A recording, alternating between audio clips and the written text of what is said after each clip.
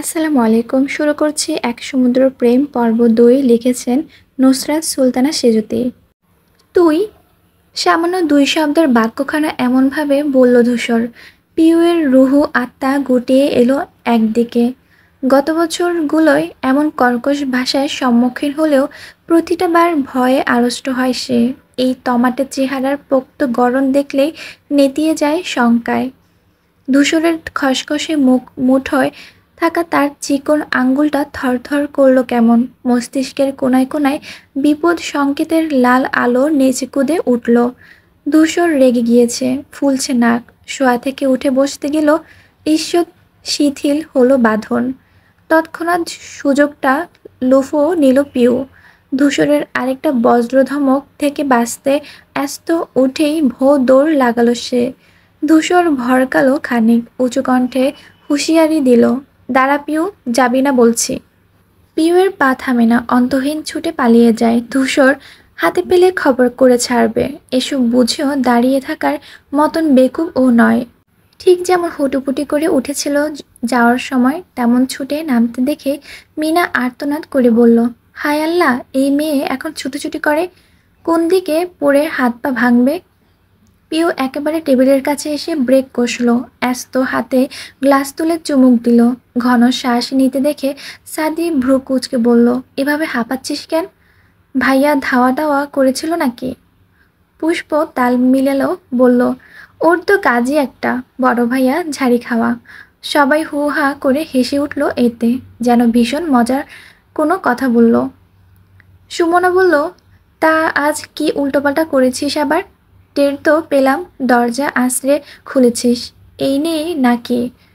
পিউয়ের আনন সংকীর্ণ ঠোঁট উল্টে ফেলল কষ্টে। এরা ওর খারাপ সময়ে কি মজাটাই না নিচ্ছে। নিক, এমন একদিন আসবে যখন ধূসর ভাই রসগোল্লার চেয়েও মিষ্টি করে কথা বলবেন। তখন সবার এই দাঁত কপাটে কোন গাছের মাথায় থাকে দেখবে সে। রুবাইদার তার অন্ধকার মুখ দেখে মায়া হলো, এগিয়ে এলেন কাছে, মাথায় হাত বুলিয়ে বলেন, মন খারাপ করিস না, ধূসর তো একটু ওরকমই, তুই কেন শুধু শুধু ওকে ডাকতে গেলি? পিউ চাপা শ্বাস টানল। মেজমা, কে কি করে বোঝাবে কেন সে এমন করে? লোকটা পানসে বলে সে কি মুখ ফিরিয়ে নেবে? তার ভালোবাসা কি সস্তা? চোখ মেঝেতে রেখে ভাবল, এই সামান্য কারণে তোমার ছেলের সঙ্গ ত্যাগ করলে তুমিই তো বলবে আমার ছেলেটাকে কেউ ভালোবাসে না। দীর্ঘ শ্বাস ফেলবে, পুত্রবধূ পাল্টাতে চাইবে। আর এই ঝুঁকি পিউ নেবে না মেজমা। সাদিক মোলায়েম কণ্ঠে বলল, আয় খেয়ে নে, মুখ কালো করে থাকলে কি লাভ হবে? পিউ চুপচাপ গিয়ে তার পাশে বসল। সাদিফ খালি প্লেটে সযত্নে পরোটা ভাজি তুলে দেয়। খাওয়া দাওয়া পাট চলার অনেকক্ষণ পর দেখা মিলল ধূসরের। একেবারে পরিপাটি হয়ে সিঁড়ি ভেঙে নামছে সে। পিউ মনের দুঃখে খাবার চিবোতে চিবোতে তাকালো, যেই খেই হারালো অমনি। ফিটফাট ধূসর ভাইকে দেখেই গলায় আটকালো খাবার। হাঁ করে চেয়ে রইল সব ভুলে। পরনে নেভি ব্লু শার্ট, হাতা গোটাতে গোটাতে আসছে ধূসর। পিও তার মায়ের মুখে বহুবার শুনেছিল, নেভি ব্লু রংটা ফর্সাদের জন্য, ওদের ভালো মানায়। কিন্তু না, ধূসরকে দেখে মনে হলো কথাটা সম্পূর্ণ ভুল। এত চমৎকার লাগছে ওনাকে, একেবারে তার স্বপ্নের রাজপুত্র। সাদিফের খাওয়া শেষ, হাত ধুয়ে উঠে যায় সে। ধূসর চেয়ার ফাঁকা দেখে পিওর পাশে এসে বসল সোজা। অমনি গাঢ় হলো পিওরের ধূপ পোকানি। মানুষটার শরীর থেকে আসা বেলি ফুলের কড়া সুবাস সরাসরি ভেদ করল নাসাশ্রদ্ধতে। পিউ চোখ বুজে বড় করে শ্বাস টানে, সাথে টেনে নেয় সমস্ত সুঘ্রাণ। আচমকা শশব্যস্ত চোখ মেলল ও, একটু আগের কথা মনে পড়তেই মুগ্ধতায় লেপ্টে থাকা বদন বদলে গেল। সকাল থেকে ধূসরকে পাশে বসানোর জন্য মরিয়া মেয়েটা, এখন যে কিছুতেই ওকে পাশে মেনে নিতে পারল না। আতঙ্কের কাছে পিওর প্রেমানুভূতি ফিকে হয়ে আসে। নিশ্চুপভাবে মাথা নামিয়ে নেয় থালায়। ধূসরকে দেখে গৃহিণীরা টেবিল থেকে সরছেন না। কি খাবে কি নেবে এই নিয়ে হল্লাহল্লি ওনাদের। তন্মধ্যেই সে বলে বসল, বড়মা, আমার মনে হয় পিওর পড়াশোনার প্রতি তোমাদের আরও সচেতন হওয়া উচিত। ওর টিউটরকে বলে দেবে প্রয়োজন মতো সব রকম কড়াকড়ি দিতে। ব্যাস, পিউর খাবার বন্ধ। মিনা বেগম বুঝতে না পেরে বললেন, কেন রে, কিছু হয়েছে? পিউ নিচের দিকে চেয়ে চোখ খিচে ঠোঁট কামড়ে ধরল। গতকাল পুষ্পর পিঠের তালটা আজ ওর পিঠে পড়ল বলে। ধূসর থমথমে কণ্ঠে বলল, ওকে তো আমি বই নিয়ে বসতে দেখি না। যখনই দেখছি হয় টিভি দেখছে, ফোন টিপছে, না হলে বড়দের মাঝে বসে বসে কথা শুনছে। এরকম করলে পরীক্ষার রেজাল্ট কীরকম আসবে আন্দাজ করতে পারছো? মিনা হা হা করে বললেন, আমি কি করব? ও কি আমার কথা শোনে? সবাই তোল্লাই দিয়ে মাথায় তুলছে।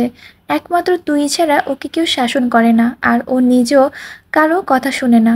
বাপের আদরে বাদর হচ্ছে দিন দিন। পিউ ঠোঁট উল্টায়। ধূসর আর চোখে একবার চাইল তার দিক, পুনরায় মিনার দিক চেয়ে শুধালো, এখন কি করতে চাইছো? ভদ্রমহিলা গদগদ হয়ে আবদার করলেন, তুই ওকে পড়া না বাবা। তুই পড়ালে ওর সব সমস্যার সমাধান হবে, আমি নিশ্চিত। পাশ থেকে সুর মেলালেন জবা, হ্যাঁ রে ধূসর, তুই মেয়েটাকে পড়া। অথচ আতকে উঠল পিউ, ধূসর ভাই পড়াবেন মানে? পাগলা নাকি? উনি পড়ানো মানে মার একটাও নিচে পড়বে না, সাথে বকাঝকা পাবে ডিসকাউন্টে। যাকে দেখলেই হ্যাং হয়ে যায় সে অমন সামনে অত কাছে বসলে মাথাটা পড়াশোনা ঢুকবে? সম্মুখে প্রিয় মানুষ রেখে কেউ পড়া মুখস্থ করতে পারবে? যে পারে সে এলিয়েন। পিউ ভদ্র সভ্য মেয়ে, ওসব তার দ্বারা সম্ভব নয়। হাতের মুঠোয় পরোটার টুকরোটা শক্ত করে চেপে ধরল পিউ, দুদিকে ঘন ঘন মাথা নেড়ে বিড়বিড় করলো, মন প্রাণ দিয়ে চাইল ধূসরবাই যেন রাজি না হন। Please please please. প্রার্থনা বিফলে গেল না। ধূসর জানালো, আমার সময় হবে না বড় মা, দেখছো তো কত ব্যস্ত থাকি। পিউর পরীক্ষা 2 মাস পরই, যেমন আছে চলুক।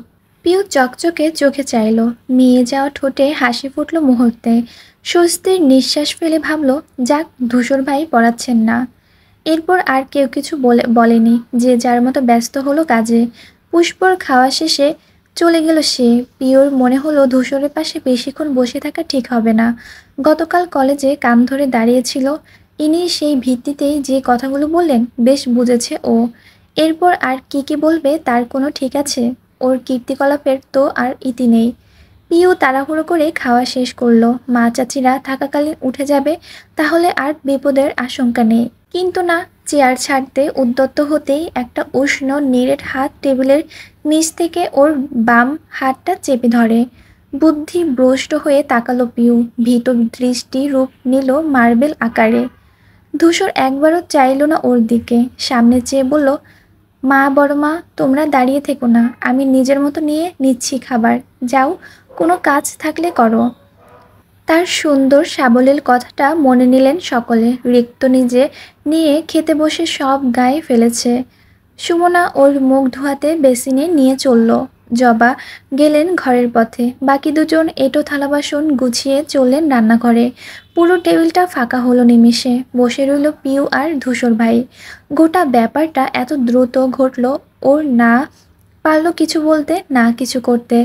ভয় ডরে জুবুথুবু নিরুপায় হয়ে বসে থাকলে মেয়েটা। ধূসর চুপচাপ। এটাই যে ঝড়ের পূর্বাভাস। পিউয়ের অশান্ত মন গাইছে, কি যে করবে এখন। তার দুশ্চিন্তার মধ্যেই একটা হকচকিয়ে দেওয়া কাণ্ড ঘটালো ধূসর। অপ্রস্তুত হামলা চালিয়ে বাম কানটা টেনে ধরল পিউর। গায়ের জোর যা ছিল অর্ধেক ঢেলে দিয়েছে হয়তো। পিউর মনে হলো আজকে এটা ছিঁড়ে নেবে সে। অতর্কিত আক্রমণে ভড়কেছে ও। পরের দফায় ব্যথায় আর্তনাদ করে বলল, ব্যথা পাচ্ছি ধূসর ভাই, ব্যথা পাচ্ছি তো। মানুষটা মনে গলেনি, উল্টে শক্ত কণ্ঠে বলল, আর করবি? পিউ অসহায় চোখে চাইল, আগে পিছে না ভেবে জোরে জোরে মাথা নেড়ে বলল, আর করব না প্লিজ, আর করব না, কোনোদিনও না। আমার দোহাই আপনাকে, কানটা ছাড়ুন। একটা কান না থাকলে বিয়ে হবে না। ধূসর চোখ মুখ গোটালো, দয়া দেখাবে তবে ছেড়ে দিতেই পিউ ব্যস্ত হাতে কান চাপে। আহত স্থান ডলতে ডলতে কাঁদো কাঁদো গলায় বলল, এভাবে কেউ কান মলে ধূসর ভাই? এখন যদি কানে না শুনি, ব্যথায় রাতে যদি জ্বর আসে, কাল যদি কলেজে না যেতে পারি, পড়তে না পেরে যদি পরীক্ষায় ফেল করি, দোষ কিন্তু আপনার। ধূসর দাঁত খিজে বলল, টেনে একটা থাপ্পড় দিলেই সব সেরে যাবে। পিউ চুপসে গেল, চোখ নামালো কোলের উপর। ধূসর ক্ষুদ্র চোখে চেয়েছিল, পরপর সামনে ফিরে বলল, রাতে কি নেশা করে ঘুমাস? পিউ আশ্চর্য বনে চাইল, সে নেশা করবে কোন দুঃখে? ধূসর পাশ ফিরল, তাকালো ঠিক চোখের দিকে, বড় শীতল সে চাউনি। অথচ পিউ চটজলদি নামিয়ে নিল দৃষ্টি। ওই কুয়োর ন্যায় গহীন নেত্রযুগলের বেশিক্ষণ চেয়ে থাকা যায় না, চাইলে যে মৃত্যু দেখে নিজের। সে বলল, আমার মনে হয় তোর মাথা ঠিক নেই, বড়সড় সমস্যা দেখা দিচ্ছে। পিউ জিজ্ঞাসা চোখে চাইল, নিষ্পাপ কণ্ঠে শুধালো, কি করেছি আমি? ধূসর একটু চুপ থেকে বলল, ভুলভাল জায়গায় পাগলামো করছিস। সঙ্গে আরেকদিকে চেয়ে ঠোঁট ফুলিয়ে বড় করে নিঃশ্বাস ফেলল সে। পিওর কপাল বেঁকে এলো। সে কোথায় পাগলামো করেছে? এক ধূসরকে ভালোবাসে, আর তাকে পাওয়ার কল্পনা ছাড়া দ্বিতীয় কোনো পাগলামি ওর মাঝে নেই। ধূসর হঠাৎই কেমন করে চাইলো আবার, দুর্বোধ্য দুটো অক্ষে। লম্বা শরীরটা খানিক নেমে এলো নিচে, পিওর কপাল বরাবর। আড়ষ্ট দুই লচনে চেয়ে শুধালো, তুই কি বোকা পিউ? যে সময়টায় তোর পৃথিবী রঙে রঙে রাঙানো উচিত, সে সময় বর্ণহীন রঙের প্রতি তোর কেন এত আকর্ষণ? ভীষণ কঠিন কথা পিওর মাথায় ঢুকল না। তার হরিণী চোখের বুঝতে যাওয়া আগ্রহ মিলল না, বরং সম্মোহীন ন্যায় ধূসরের চেহারায় আটকে রইল ও। এক লোহমা আখি যুগল আবৃত হলো পুরো মুখশ্রী জুড়ে। প্রশ্ন জাগলো মনে, এই চোখ আমায় দেখে মুগ্ধ হয়েছে কোনোদিন, যেমনটা আমি হয়ে এসেছি? একতরফা প্রশ্নের জবাব কখনো আসে না, দোনামোনা করে লতিয়ে পড়ে মাটিতে। কিন্তু এই যে ধূসর একটা এতটা কাছে, এতেই যেন এলোমেলো হলো পিউ। চটপটে জিভটা বিভস্ম হয়ে পড়ল, ফুরিয়ে গেল কথার বান। ধূসর খানিকক্ষণ স্বস্তির বনে তাকিয়ে থাকে, পরপর প্রজ্ঞার কণ্ঠে আওড়ায়, তোকে যেন আর আমার রুমের ধারে কাছে না দেখি। ঠিক কি থেকে কি হলো কে জানে, খাবার মাঝপথে ফেলেই উঠে গেল সে।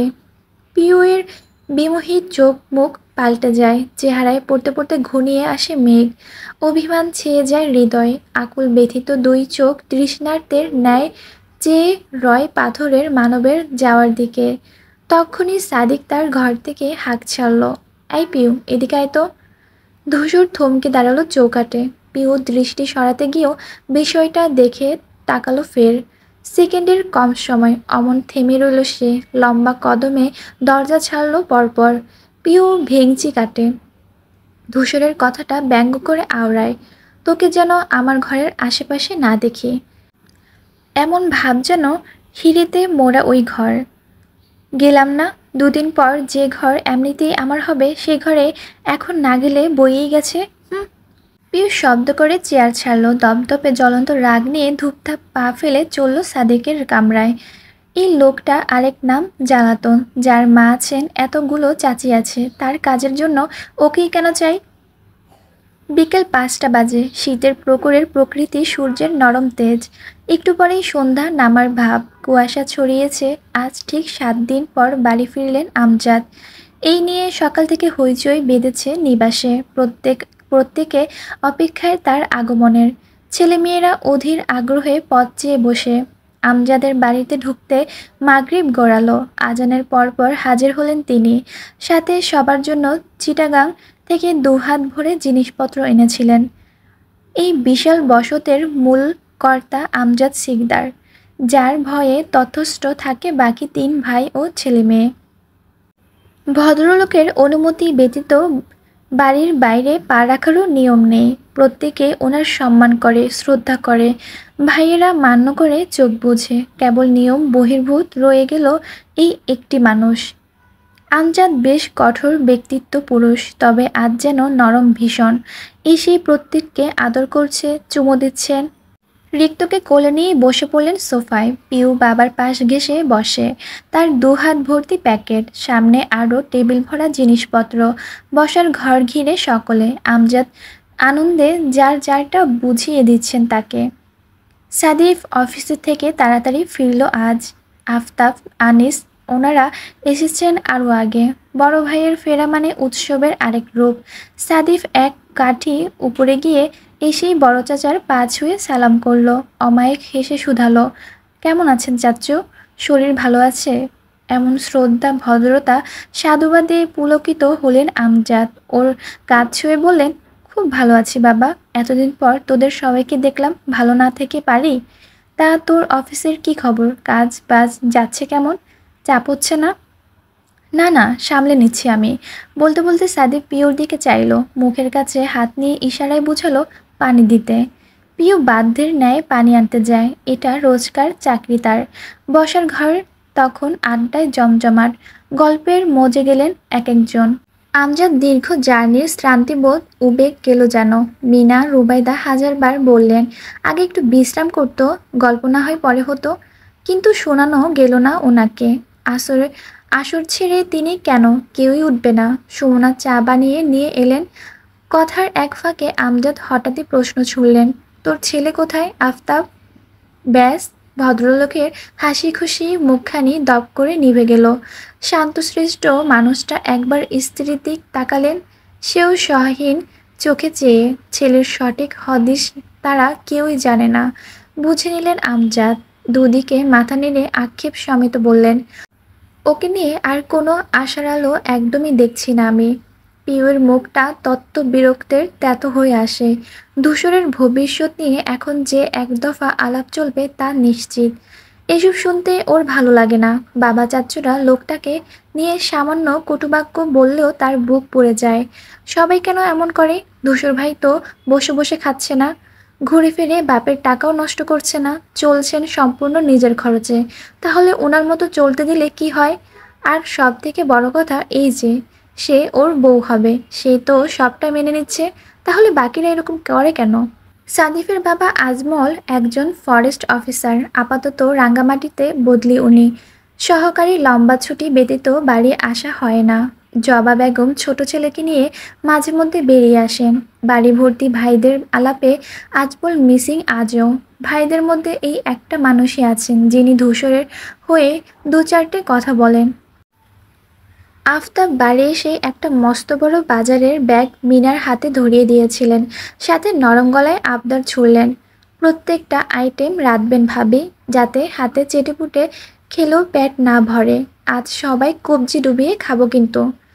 ঠিক আছে ভাই, দেখব কত খেতে পারো।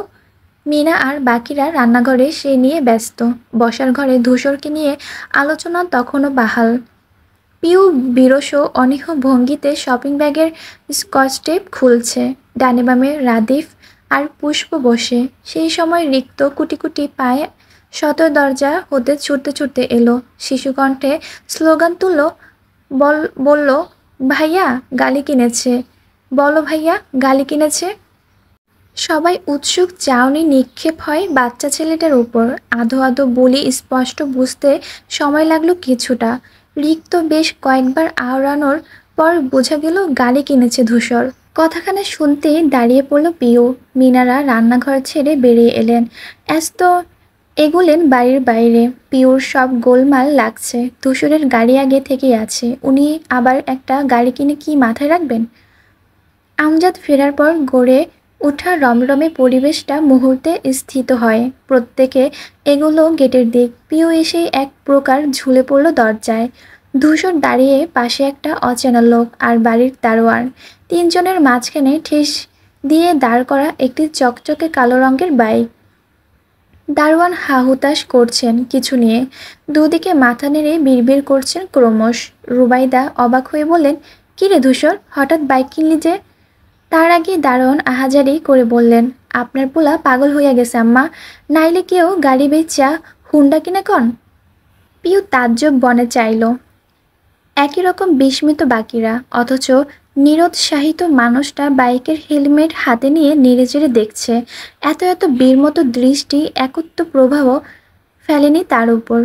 জবা বেগম বললেন, ওমা সে কি কথা, গাড়ি কেন বেচেছিস? কত শখ করে কিনেছিলি? ধূসর কারো দিকে দেখল না, হেলমেট হাতে কপাল গুছিয়ে রেখেই বলল, আজকাল গাড়ি থেকে বাইক ভালো লাগছে তাই। সম্পূর্ণ নিস্তব্ধ বাড়ি, অথচ বসার ঘর ভর্তি মানুষ। সামান্যতম জায়গা হয়তো ফাঁকা। রাত প্রায় 10টা বাজে। একঘর মানুষের মধ্যে গম্ভীর চোখমুখ নিয়ে বসে আছেন সিকদার, বাড়ির 3 কর্তা। তাদের ঠোঁটে বিন্দুমাত্র হাসির দেখা নেই। আফতাব সিকদারের ভাবভঙ্গি হতাশ বিধ্বস্ত।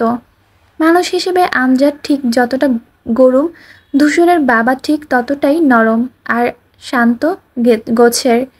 ছেলের এক একটি কাজ তার আক্ষেপ নিরন্তর। উনি সবচেয়ে বেশি ভয়ে থাকেন পুত্র নিয়ে ভাইদের কটু কথা শোনার। কাঠগড়ায় ধূসর ভাই, অহেতুক আর অযৌক্তিক বিচারকার্য চলছে তার ঘটনা অনাকাঙ্ক্ষিত কাজটি নিয়ে। ধূসরের প্রিয় ডার্ক মেরুন রঙের গাড়িটি বিক্রিতেই আহাজারি সবার। অমনি পিওর সমান মন খারাপ। কেন ধূসরের গাড়িটা বেচে দিল সে নিজেও বুঝতে পারছে না। তার প্রিয় রং মেরুন, সাথে তার ধূসর ভাইয়ের গাড়িও মেরুন। অতি পছন্দের এই গাড়িটি ধূসর ভাই এইভাবে বেচে দিবেন, ব্যাপারটা মোটেই খুশি হওয়ার মতো না। বসার ঘরের এক কোণায় ঠোঁট উল্টে দাঁড়িয়ে পিও ওড়নার কোণাটা আঙ্গুলে পেঁচাতে পেঁচাতে একবার তাকালো ধূসরের দিকে। আশ্চর্যের বিষয় হলো এই যে ও এমন একটা কাণ্ড ঘটালো, অথচ বিন্দুমাত্র হেলদোল দেখা যাচ্ছে না। কি নিরুদ্দের গাঝাড়া ভাবভঙ্গি। পিও মুখ ভ্যাংচায়। কি দরকার ছিল গাড়িটা বেচার? এতক্ষণে রাশভারী পরিবেশটা রেশ কাটালো আমজাদ। হাস্যহীন কণ্ঠে বললেন, আমাকে একটা কথা পরিষ্কার করে বোঝাবে ধূসর? ধূসরের আঙ্গুলের মাথায় বাইকের চাবি ছিল, এতক্ষণ ধরে টুংটুং করছিল সেটা নিয়ে। তাকালো এইবার। তিনি বললেন, গাড়ি বিক্রি কেন করলে? ধূসর উপরে ঠোঁট দিয়ে নিচের ঠোঁট চেপে ধরল। অন্যদিকে তাকিয়ে ছোট্ট শ্বাস ফেলে আবার ফিরল চাচার দিকে। বিরক্তি চেপে ধীরস্থির জবাব দিল, বলেছি তো চাচ্চু, ভালো লাগছিল না গাড়ি।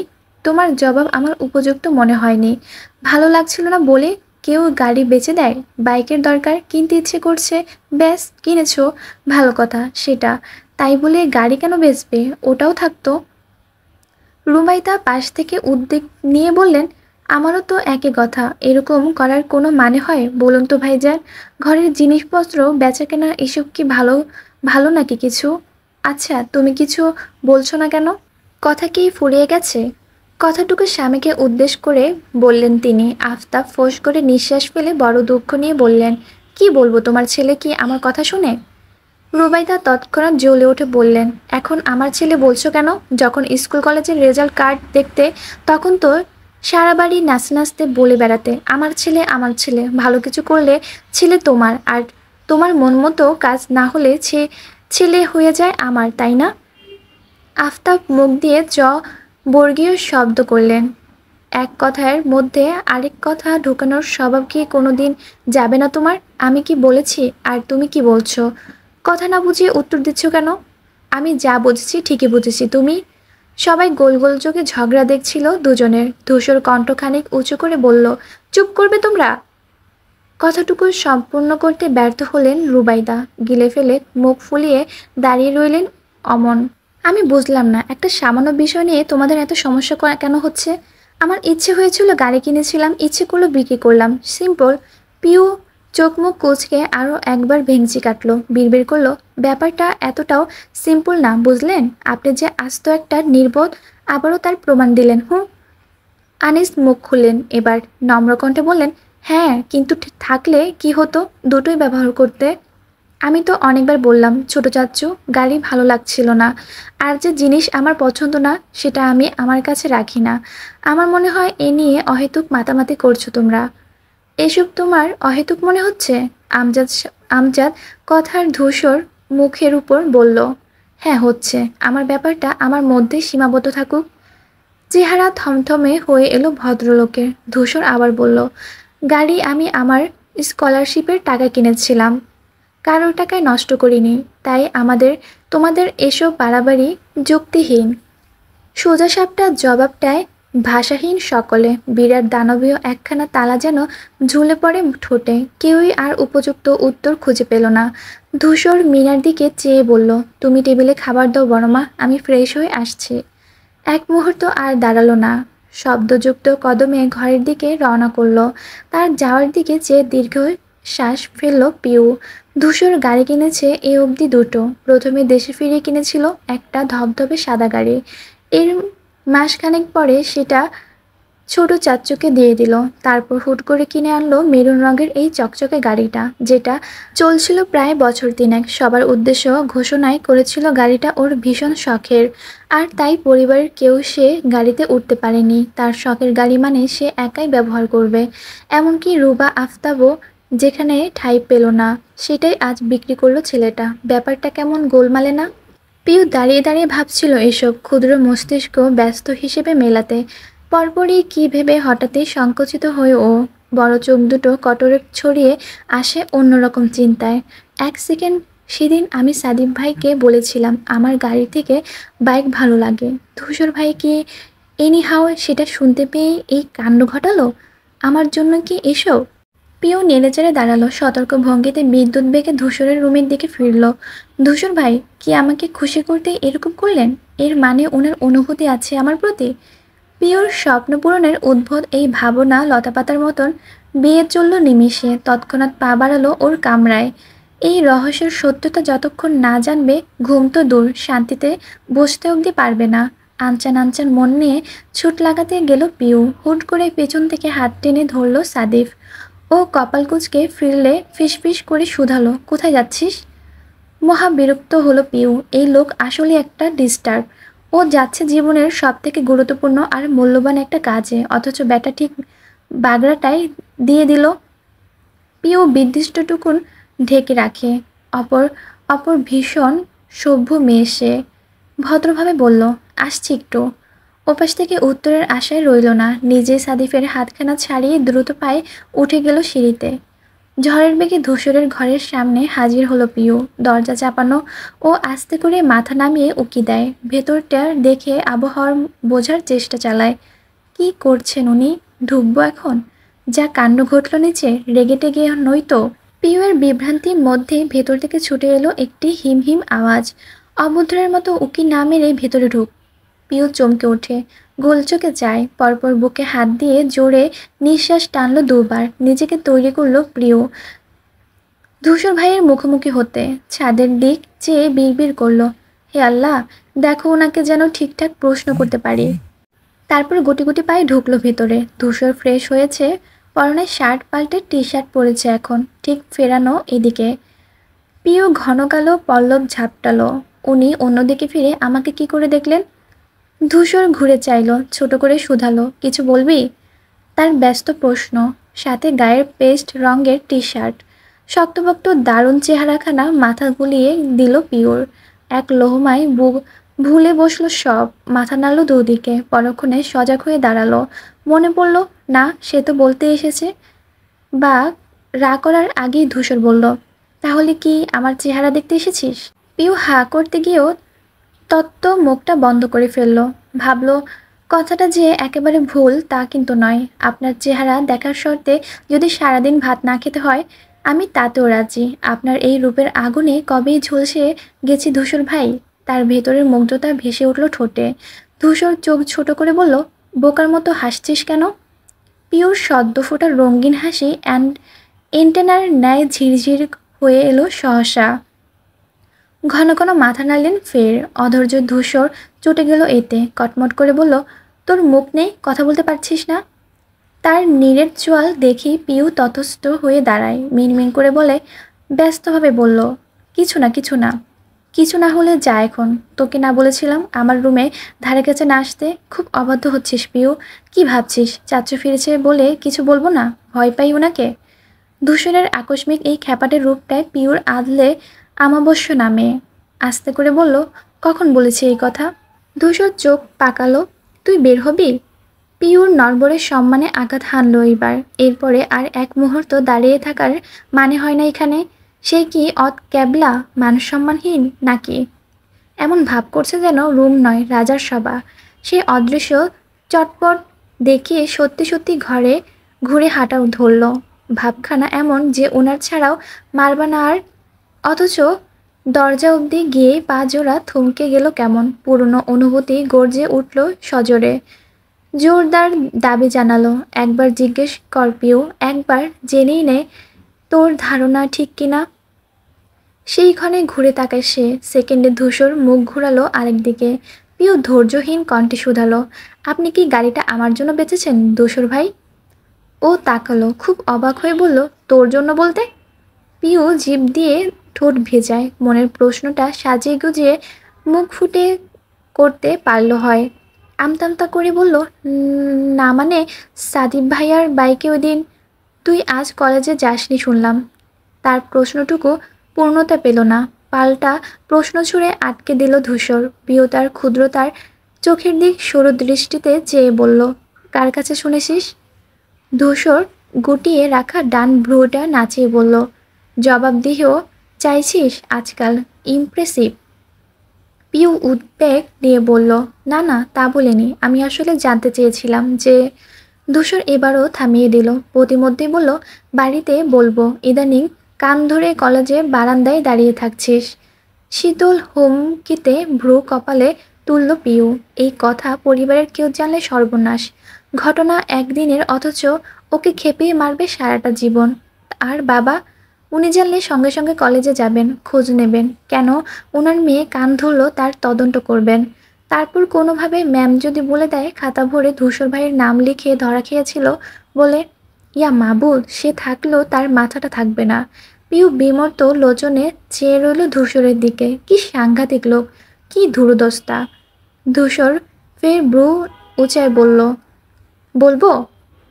পিউ শুকনো ঢোক গিলে দুদিকে মাথা নাড়ালো, কাচুমাচু চেহারা অনুরোধ করলো, না না ভাইয়া, প্লিজ। ধূসর বুকের সঙ্গে হাত বেঁধে দাঁড়ালো, বলল, ব্যাস, তাহলে ঠিক 5 গোনার মধ্যে রুম ছাড়বি। আর এই গাড়ির বেচার কেনার ব্যাপার নিয়ে ভবিষ্যতে কোনো দিন তোকে যেন মাথা ঘামাতে না দেখি, মনে থাকবে? পিওর বিগত কয়েক মিনিটের স্ফূর্ত মনটা ঝুপ করে খারাপ হলো এবার। আহত হয়ে ভাবলো, আপনি মানুষটা এমন অনুভূতিহীন, উদাসীন কেন ধূসর ভাই? আমি যে কি বলে কি বোঝাতে চেয়ে এসেছি তা কি কোনো দিন বুঝবেন না? নাকি বুঝেও ভান করেন না বোঝার? তার চিন্তাভাবনার মধ্যে ধূসর গুনে উঠল, 1, 2। পিউ ভেতরে ভেতরে ক্ষিপ্ত হয়। ধূসরের পাতলা উষ্টে একটা স্কচটে পেঁচিয়ে দেওয়ার ইচ্ছে জাগে, কিন্তু ফেলে আসা তর্জন ভেবেই তার 5 গোনার পূর্বে ভীষণ জোরে দৌড়ে বেরিয়ে গেল বাইরে। সচেতন দূরত্বে এসে দেয়াল ধরে দাঁড়ালো পিউ। ধূসরের প্রতি রেগে টকবক করছে শরীর। এত ভাব কিসের? ভালোবাসে বলে মাথা কিনে নিয়েছে নাকি? মাঝে মাঝে খুব ইচ্ছে করে ধূসরের 14 গোষ্ঠীকে গালি দিয়ে উড়িয়ে দিতে, শুধু সেটা নিজেরও গোষ্ঠী বলেই পারে না, ব্যর্থ হয়। সেই রাত কাটল। ধূসরের গাড়ির ব্যাপারটা ধামাচামা পড়ল তার ঠান্ডা আচরণের তলায়, কিন্তু পিওর মন খারাপ গেল না। মাঝে মধ্যে মনে হয় সে হয়তো একটু বেশি ছ্যাঁচড়ামো করে ফেলছে। একটা ছেলের প্রেমে এত পাগল হওয়া কিছু নেই। তারপর সদ্রির মনে প্রতিজ্ঞা করল, কাল থেকে আর ধূসর ভাইয়ের জন্য এমন করবেন না। ওনাকে দেখলেও ফিরে তাকাবে না। আফসোস, সে কাল আর ওর আসে না। মেয়েটা আজেতে ডুবেছে, আর সেই আজকের পুরোটা ঘিরে ধূসর ভাই।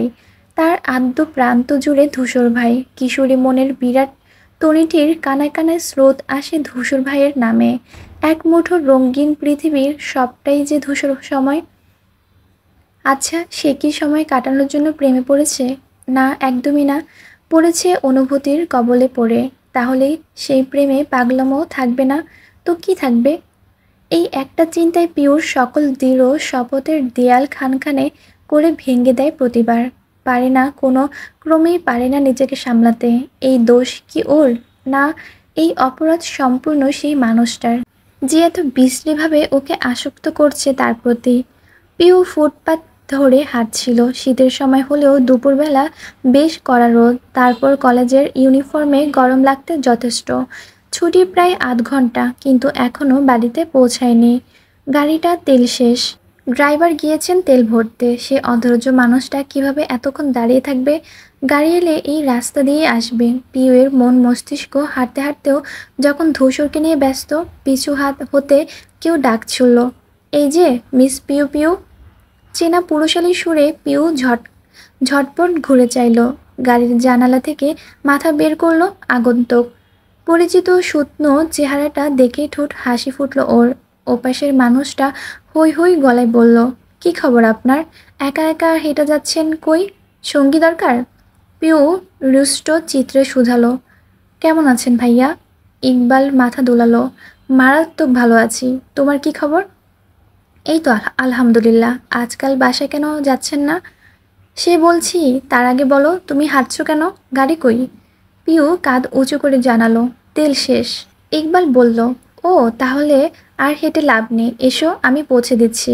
সঙ্গে গাড়ির দরজাও খুলে দিল সে। পিউ বিনোদী দায় উঠে বসলো সেখানে। ইকবাল তার ধূসর ভাইয়ের ছোট্টবেলার বন্ধু, একেবারে গলায় দোস্তি।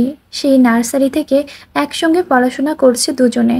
মাঝে মাঝে তো এই ইকবালটাও হিংসে হয় পিউর।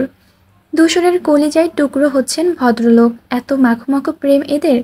এক এক ফোঁটা যদি ওর প্রতি থাকতো, যা করবে একসাথে, ঈদে পাঞ্জাবিও কিনবে একই রকম। সে অনেক আগের কথা, একবার মিছিলে গিয়েছিল দুজনে, তাও স্কুল জীবনের প্রথমবার। আর সেই খবর পৌঁছে গেল শিকদার বাড়িতে। তারপর ধূসরকে মেরে তক্তা বানিয়ে দিয়েছিল আমজাদ। বন্ধুকে এইভাবে মার খেতে দেখে কেঁদে কুটে বুক ভাসিয়ে ইকবাল। আমজাদের পা অবধি ধরেছিল প্রহার ঠেকাতে। ওসব এখন অতীত। এখন সেই আমজাদকে ধূসর পাত্তা দিচ্ছে না, তার একটা কথাও কানে তোলে না। পিউ মনে মনে ভাবল, আচ্ছা, বিদেশ থেকে ফিরলে মানুষ বুঝি ভয়াবণ্ড তো ফেলে আসে। তাহলে আমারও কি একবার বিদেশে যাওয়া উচিত? আমি না হয় সব আতঙ্ক রেখে এসে একদম ধূসর ভাইয়ের চোখের দিকে চেয়ে বলে দেব, আমি আপনাকে ভালোবাসি। কি ভাবছো? এই পিউ পিউ। পিউ নড়ে উঠল। গহীন ধ্যান ছুটে গেল ইকবালের ডাকে। অপ্রস্তুত হয়ে চাইল ওর দিকে। গাড়ির ভেতর এসির ঠান্ডা বাতাস বইছে। ইকবাল ভ্রু গুটিয়ে জিজ্ঞেস করলো, এত কি নিয়ে চিন্তা করছিস শুনি? না, তেমন কিছু না। আচ্ছা, আপনি বাড়ি আসেন না কেন? বললেন না তো। সে লম্বা নিঃশ্বাস ফেলে বলল, দুটো কারণ চাই না। এক, সামনে মেয়র নির্বাচন, অনেক ঝামেলা। আর দুই, তোমার বাবা। পিউ চোখ শুরু করতে বলল, সে তো রাজনীতির নাম শুনল চেতে যায়। আমাকে দেখলে বিরাট কপাল চলে আসে এক জায়গায়। তাই ভাবি ওনার একটু শান্তি দেই, আপাতত চোখের সামনে না যাই। আমি ভাই এখন মনে প্রাণে একজন রাজনৈতিক নেতা, একটা গোটা জেলার সভাপতি হয়েছি। সেখানে ভাবতে পারছো আঙ্কেলের মুখের অবস্থা কি হবে আমাকে দেখলে? চেয়ার টেয়ার ছুঁড়ে না মারলে হয়। পিউ হেসে ফেলল। এটা কিন্তু অজুহাত হয়ে গেল ভাইয়া। বাবা মোটে এরকম নন। উনি তো ধূসর ভাইকেও দেখতে পারেন না। দিনরাত ওনার কানের কাছে ঘ্যান ঘ্যান করেন, রাজনীতি ছাড়ো, ব্যবসা আসো। কই, উনি তো এক কান দিয়ে ঢোকাচ্ছেন, অন্য কান দিয়ে বের করছেন। তাহলে? ইকবাল চক্ষু কপালে তুলে বলল, কে ধূসর? ও তো ওর নামের মতোই। ওর খারাপ লাগা ভালো লাগা কিচ্ছু বোঝা যায় না। মাঝে মাঝে আমি দ্বিধায় ভুগি, ও রাগ করে না কি খুশি হয়। মানুষ এতটা নিরুদ্দয় কি করে হয়? আমি ওর মতো নই বাবা, যে দেখেও না দেখার ভান করব, আবার কিছু জিনিসও বুঝেও না বুঝার নাটক করব। পিউ আগামাথা বুঝল না। তার জিজ্ঞাসু চেহারা দেখে ইকবাল হাসল। বিজ্ঞের মতো মাথা দুলিয়ে বলল, বড় হও পিউ, সব বুঝবে। পিউর মেজাজ সাংঘাতিক বিগড়ায় এবার। সবাই কেন কানের কাছে এই একটা কথা বলছে? সে কি ছোট? ফিডার তো খায় না? ভালোবাসার মতো কঠিন বিষয় বস্তু বোঝে তাহলে? ইকবালের ফোন বাজলো তখন। কথা বলার ব্যস্ত হলো সে। পিউ রাস্তার দিক ফিরল। ইকবালকে ওদের পরিবারের সবাই চেনে, ওকেও আদর করে ভীষণ। ইকবালের সাথে যতটা জড়তাহীন সে মিশতে পারে, এমন নিজের ভাই ছাড়া হয় না। ইকবাল লাইন কাটলো কথা শেষে। জিজ্ঞেস করলো, ধূসর কি বেরিয়েছে বাড়ি থেকে জানো? পিউ ক্ষণস্বরে ভেবে বলল, আমি তো দেখিনি আজ, হতে পারে।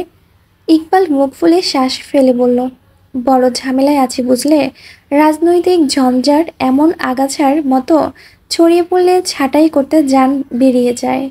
ধূসরটার সাথে আছে বলে একটু ভরসা পাচ্ছি, না হলে কিভাবে যে ম্যানেজ দিতাম গড নস। কি ঝামেলা ভাইয়া? বলে শেষ করা যাবে না রে পিউ পিউ। সামনে মেয়র নির্বাচন না, বিপক্ষ দলের সাথে বড়সড় ঠান্ডা যুদ্ধ চলছে। যে কোনো সময় ভয়াবহ রূপ না নিলেও হয়। এত ঝুঁকির কাজ কেন করেন আপনারা? ছেড়ে দিলেই তো হয়। ইকবাল হাসল, যেন মজার কিছু শুনেছে। বলল, বোকা মেয়ে, বিপদে তো সব জায়গায় থাকে, তাই বলে নিজেদের প্যাশন ছেড়ে দেব? শোনো, রাজনীতি হচ্ছে আমার আর তোমার ধূসর ভাইয়ের প্যাশন। আমার তো মনে হয় রাজনীতি আমাদের রক্তে মেশে। আমি তার আর ধূসর বরাবর অন্য কারো অধৈর্য সহ্য করতে পারি না। না পারি অনুপযুক্ত অযোগ্য লোকের নেতৃত্ব মেনে নিতে। তোমার মনে আছে কিনা জানি না, কারণ তুমি তখন ছোট খুব। সেই ক্লাস 10 থেকে আমরা নেমেছিলাম এই পথে। তারপর প্রথম যখন মিছিলে নেমে ধূসর ধরা পড়লো বাড়িতে, সেই বাড়ি তো তোমার বাপ মশাই বেধড়ক মেরেছিল ওকে। তারপরে যখন ফিরল না ধূসর, বিদেশ পাঠালো ওকে। কিন্তু কি হলো? রাজনীতি কি পারলো ছাড়তে? হা হা হা। ইকবাল সশব্দে হাসলো। ঠামদেহ হেলে দুলে উঠে। কিন্তু পিওর হাসি পেল না। এটা কি হাসির ব্যাপার? মোটেই না। ইকবাল হেসে টেসে চুপ করলো। হঠাৎই প্রশ্ন ছুড়ল, তুমি ধূসরকে পছন্দ করো পিউ? পিউ আশ্চর্য বনা চাইল। বৃহত্ত চক্ষু বিস্ময়ে নিক্ষেপে হলো ওর পানে। ইকবাল মিটিমিটি হেসে ভ্রু নাচায়। কি করো? ভালো টালো বাসো? পিউ হাঁটুকু বুঝে নেয়, ধাতস্থ হয়ে দুপাশ মাথা নেড়ে বোঝায় না। হাস্যরসিক ইকবাল এতেও হাসল। শব্দ পেল না, চেয়ে শক্ত হয়ে বসে রইল পিউ। মিথ্যে বলো না মেয়ে, তোমার চোখ দেখলে বোঝা যায় তুমি ধূসরকে ভালোবাসো। পিউ দ্বিতীয় দফায় অবাক হয়। ইকবালের দৃঢ়তা দেখে খুব আগ্রহ নিয়ে শুধায়, আসলে তাই? অবশ্যই।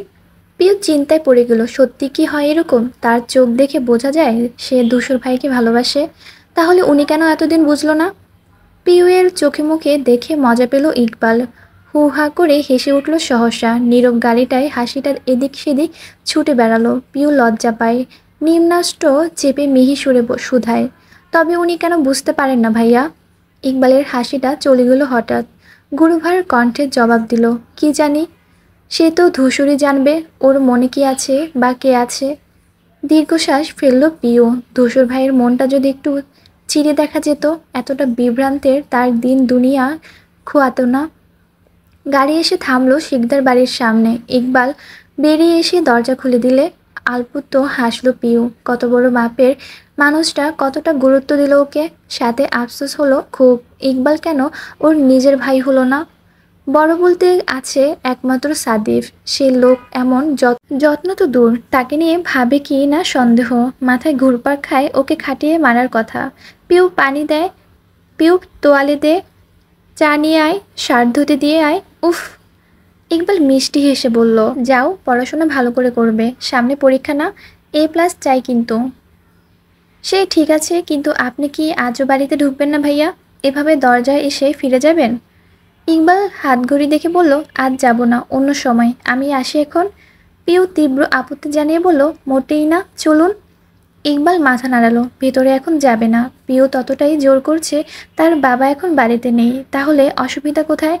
ওদের বাকবিতণ্ডার মধ্যেই ধূসর বেরিয়ে এলো। শোনা গেল তার নিরেট সুর, কি ব্যাপার তুই? একযোগে তাকালো ওরা। তাকে দেখে ফটফট ঠিকঠাক হয়ে দাঁড়ালো পিউ। উবে গেল সব চনমনে ভাব। ইকবাল এ তো ঠোঁট চেপে হাসে, জবাব দেয়, এই তো এলাম। তোর ফুলটুসি বোনটা রাস্তায় হাঁটছিল, মায়া হলো দেখে, তাই গাড়ির তেল পুড়িয়ে পৌঁছে দিলাম বাড়িতে। তোর বোনের প্রতি আমার একটা দায়িত্ব আছে না বল? পিউ উৎসুক হয়ে চাইল ধূসরের দিকে, বুঝতে চাইল ওর অভিব্যক্তি। এই যে ইকবাল ভাই বারবার বোন বোন বলছে, ওনার কি খারাপ লাগছে না? তার তো লাগছে, কিন্তু না। এবারও এক মুঠো হতাশা ছুঁয়ে দিল ওকে। ধূসর চট করে ওর দিক তাকায়, পরপর ফট করে ধমকে বলে, হা করে দাঁড়িয়ে আছিস কেন? ভেতরে যা। পিউয়ের শুরু নাক ফেঁপে ওঠে। এই শুরু হলো, দেখলেই হয়েছে ওকে। এই লোক মনে হয় ধমকাধমকি সবসময় পকেটে নিয়ে ঘোরে, সে এলেই বের করে ছুঁড়ে মারবে বলে। পিউ মুখ কালো করতে ইকবাল মায়া করে বলল, আহা, বকছিস কেন? বাচ্চা মেয়ে, থাক। পিউ পিউ, তুমি মন খারাপ করো না। এই সান্ত্বনায় তার মন খারাপ লাঘব হলো না। ছোট করে বলল, আসি ভাইয়া। তারপর পা বাড়ালো বাড়ির ভেতর। পেছন থেকে হঠাৎই ধূসরের একটা কথায় লম্বা কদম স্থির হলো। সে বলতে চায়, তোকে না বলেছি পিউকে আমার? কি সমস্যা তোর? যেতে বললাম না? পিউয়ের বুক ছ্যাদ করে কাঁপে। এই রে বেটা, ঠিক লক্ষ্য করেছে সে কান পেতেছিল। ফের একটা রাম ধমক খেয়ে আর দাঁড়ানোর সাহস কুলালো না ওর। এক ছুটে ঢুকে গেল বাড়িতে। সিঁড়ি অবধি এসে পিউর পা জোড়া থেমে গেল হঠাৎ। কিছু একটা খেয়াল করে ঘাড় কাত করে ফিরে চাইল। পরের দৃশ্যে কপালে ভাঁজ পড়ে। পুষ্প বসার ঘরের জানালা ঘেঁষে দাঁড়িয়ে, পর্দা আগলে ওকে দিচ্ছে। কি দেখছে এভাবে? পিউ আগ্রহ ভরে আস্তে আস্তে এসে পেছনে দাঁড়ালো। ওর চোখ ওর দৃষ্টি অনুসরণ করে বাইরে দেখলো, সেখানে ইকবাল আর ধূসরকে ব্যতীত বিশেষ কিছু খুঁজে পেল না। দুজন দাঁড়িয়ে গভীর আলোচনায় ব্যস্ত। তাহলে এইভাবে মেয়েটা দেখছে কি? পিউ কৌতূহল মেটাতে জিজ্ঞেস করলো, কি দেখছিস? ভূত দেখার মতন চমকে উঠল পুষ্প। পিউকে দেখতেই চোর ধরার মতো ন্যায় চেহারা হয়।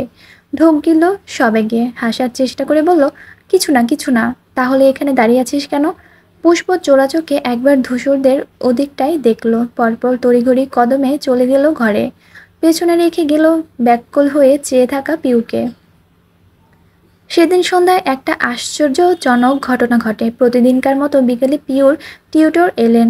ঢাকা ইউনিভার্সিটির ছাত্র সে, সেকেন্ড ইয়ারে ওঠা থেকে পড়াচ্ছে ওকে। মিনা নিজ থেকে হাঁক ছাড়লেন, পিউ তোর ছাড় এসেছে। মেয়েটা ঝিমুচ্ছিল ঘুমাবে বলে মায়ের ডাকে ততস্থ হয়ে বই খাতা গুছিয়ে বসল। ছেলেটার নাম ফয়সাল, বয়সে সাদিফের ছোট হবে। কক্ষে ঢুকলে দাঁড়িয়ে সালাম দিল পিউ। সে শুভ্র হেসে বলল, বসো। নিজেও পাশে কে দাঁড়ায় বসতে বসতে বলল, কেমন আছো? ভালো আছি স্যার, আপনি? তোমার চুলের এই অবস্থা কেন? পিউ কোণঠায় নিয়ে আসে। অগোছালো চুল হাতে বলিয়ে মিনমিন করে জানায়, ঘুমিয়ে পড়েছিলাম একটু। ফয়সাল মুচকি হাসলো, তাও খারাপ লাগছে না দেখতে। যাকগে, কি পড়বে আজ? কেমিস্ট্রি? আপনার যা ইচ্ছা। রসকসহীন রসায়ন বইটা স্যারের কাছে এগিয়ে দিল সে। ফয়সাল পাতা উল্টাতে উল্টাতে চাইল ওর দিকে, বলল, তুমি তো কেমিস্ট্রি ভালো, রিয়েল লাইফেও ভালো নাকি? পিউ বোঝেনি। প্রশ্ন করতে গেলে আচমকা চোখ পড়ল দৌড়ে। ধূসর দাঁড়িয়ে এদিকেই চেয়েছিল। পিউ তাকানো মাত্রই গটগটিয়ে রুমে ঢুকে গেল নিজের। এই সময় সে বাড়িতে থাকে না, আজ দেখে খানিক অবাক হলো পিউ। ফয়সাল তাগাদা দিল পড়ায়। মনোনিবেশ না চাইতেও সেদিকে চলে গেল ওর। বসার ঘরে তখন চায়ের আসর বসেছে সন্ধ্যায়। আয়োজন বাড়ির গৃহিণীরা। ফয়সাল চলে গিয়েছে পড়ানোর শেষে। পিউ নিচে এসে পুষ্পের পাশে বসল। না বলতেই কাপ ভর্তি চা এগিয়ে দিল সে। সামনের সোফায় আম্মু, মেজো মা, ছোটো মা, সেজো মা গল্প জুড়েছেন। সুমনা তার প্রিয় সিরিয়ালের খলনায়কের বকাঝোকা করছেন। পাশে খেলছে রাদিফ আর রিক্ত। এর মধ্যে ধূসর নেমে আসে। ওকে দেখে রুবাইদা বললেন, চা খাবি ধূসর? পিউ আর চোখে তুলে চাইল। শ্যামবর্ণ মুখে চাপদাড়িওয়ালা এই লোকটাকে দেখে হৃৎপিণ্ড কেমন কেমন করে ওঠে। না। একটু চুপ থেকে সরাসরি মিনাকে শুধালো, পিউয়ের টিউটরের ফোন নম্বর আছে না তোমার কাছে? তিনি বললেন, হ্যাঁ আছে তো, কেন? ধূসর ফটফট ঘোষণা দিল, ওকে ফোন করবে, বলে দিবে কাল থেকে যেন আর পড়াতে না আসে। সদ্য চুমুক দেওয়া গরম চা জিভ পুড়িয়ে দিল পিউর। ছোটোখাটো ছ্যাঁকা খেয়েও ভাবান্তর হলো না তেমন। চোখ পিট করলো ধূসরের দিকে চেয়ে। হঠাৎ স্যারকে মানা করবে কেন? সুমনা বললেন, কেন রে, ছেলেটা তো ভালোই পড়ায়, 1 ঘন্টার জায়গায় 1.5 ঘন্টা পড়াচ্ছে। সামনে পিউর পরীক্ষা, এই সময় কি ঠিক হবে? এসব আমার মাথায় আছে ছোটো মা, কারণ ছাড়া বলছি না নিশ্চয়ই। পিউয়ের পড়াশোনায় ক্ষতি হোক এমন কিছু আমি করব না। না তা বলিনি। জবা বেগম বললেন, কিন্তু ওকে পড়াবে কে, তুই? বলার সময় ভদ্রমহিলা চোখ মুখ ঝুলকে উঠলেও মুখমণ্ডল শুকিয়ে গেল পিউর। ভীত হলো আবার এই লোকের পড়ানোর কথা উঠছে কেন। ধূসর বলল, না, তোমাদের এত চিন্তা করতে হবে না, আমার এক বন্ধু আছে, ও এসে পড়িয়ে যাবে। বক্তব্য শেষ করে চলে গেল। যেভাবে এসেছিল সেভাবেই, প্রত্যেক বিভ্রম্ব নিয়ে চেয়ে রইল ওর গমনপথে। রুবা বললেন, কি যে হয় ছেলেটার? মিনা ততোধিক নিশ্চিন্ত কণ্ঠে বললেন, যা হবে ভালোই হবে। ধূসর যখন দায়িত্ব নিচ্ছে আমার চিন্তার কিছু নেই। যাই, ফয়সালকে বারণ করে দেই, আর এই মাসের বেতনটাও নিয়ে যেতে বলি। বলতে বলতে তিনি রওনা করলেন। পিউ আশ্চর্য না হয়ে পারছেন না। এত ভরসা নিজের পেটের ছেলে মেয়েকেও মানুষ করে নাকি? না সন্দেহ। পরিবেশটা নিমেষে স্বাভাবিক হলেও অস্বাভাবিক বনে রইল সে। গভীর মনোযোগে ভাবল, ধূসর ভাইয়ের মতিগতি সুবিধার নয়। আকস্মিক আমার স্যারের পিছনে পড়ার কারণ তো একটা আছেই।